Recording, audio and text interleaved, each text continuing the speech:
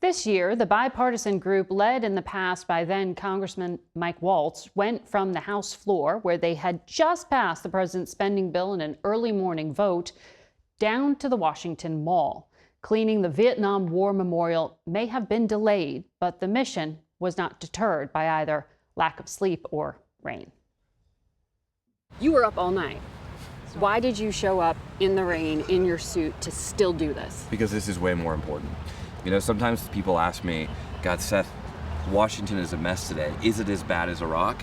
And every single day, the answer is, this is easier than the war. And it's important to keep that perspective. Do you think that the divisions in our country now are in the same place, different from what this country went through around the time of Vietnam, when it was a very divided country? You know, I think there are actually a lot of parallels. And one of the lessons that we should learn is to do right by our veterans, if for no other reason. We got to work on coming together. And, you know, it's difficult when it feels like we've got the divider in chief, to quote one of his former officials, at the head of our government right now. But that doesn't mean that those of us in Congress, especially veterans, can't work together.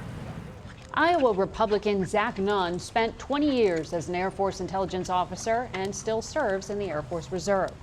North Carolina Democrat Don Davis also served in the Air Force and told us that his work as a mortuary officer at nearby Andrews Air Force Base makes Memorial Day especially important to him. After the wall was clean, we talked about their work together on Capitol Hill. Congress did give that boost to pay last year to the troops. Is it enough in this economy, though? Is the country doing enough? We know that families are still struggling to make ends meet, taking care of the day-to-day, kids putting gas in the tank. So it's definitely, I'm sure, not enough, but we are moving, I believe, there with our junior enlisted in particular in the right direction, not only with pay, but looking at broader quality of life issues, housing, child care that's available on our installations. America spends more than any other country on its defense. How is it possible we have this happening to our troops? We've tried to work together on things that not only help veterans, leading veteran suicide bill, assistance to families in the military. I'm proud of the bill that we just passed is going to be able to extend a 22% tax cut to military families. I'm proud that we got a child tax credit in there. I'm thrilled that we were able to get our bill in there that worked towards giving a family a tax credit for adoption. We've got 2 adopted kids. This goes a long ways to helping a middle American family, whether you're military or not, be successful going forward. But I want to also say it's important to do all of this for recruitment, retention, addressing quality of life. We recruit families. But also when I think about being right here at the Vietnam Memorial, and I think about our service, my service, you don't do it for the money. You do it because you love the country. So because of that love for the country, realizing that families are fighting for our country, the service members and their families, we have to continue to just look at prioritizing our military families. How do you tell people now, encourage them to enter public service at a time when they're being told, even by the federal government, Right. Private sector is going to be more rewarding for you?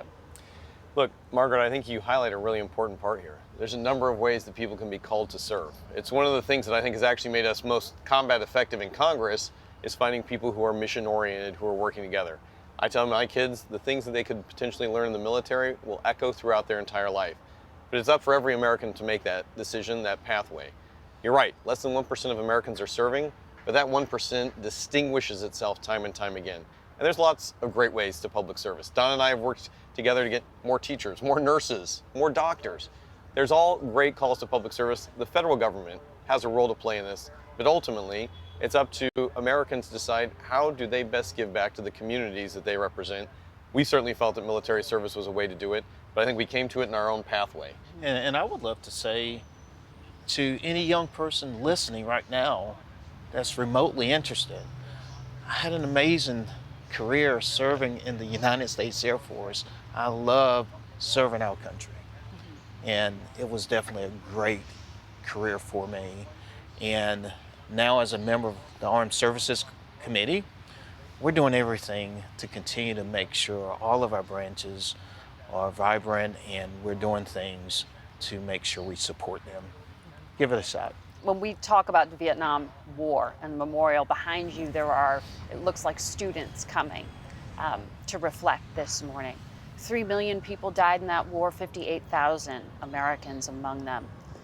I wonder this Memorial Day, who are you thinking of?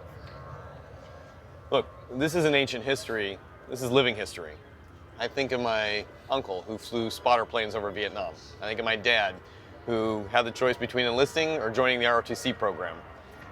I also think about my mother who got back home taking care of, at that point, her career as a nurse. My aunt who had 2 little girls. These are the stories that I think it's so important that young people do have the opportunity to learn about. One, so we never enter this kind of a situation again, where we send men and women off to fight, they come back home not to a hero's welcome, but as a despised class. Peace through strength is a real deterrent, but also knowing that we've got a military that when we commit to fight, we have to go in there knowing that we have a strategy, a plan, and that we're not going to be bringing people home injured, broken, or shattered to a country not ready to receive them. It's so warming to see young people, kids walking through and looking at the Vietnam Memorial. I think of those throughout my community back home in Eastern North Carolina who I know served our country during Vietnam. And I go beyond Vietnam. I think of Corporal Ryan Russell, who's from Eastern North Carolina, who was killed in Iraq, and I have a special relationship with his mom, Kathy. And we're doing everything to commemorate those who are killed, not just Vietnam, but in all wars and conflicts, so that they know that the families, that we're standing with them. There's a way to get through this healing process that so many families are going through, those tears, that they're not alone. But not only that, but to embrace nationally when we see this, to think about all those who ultimately gave their lives in service of our country.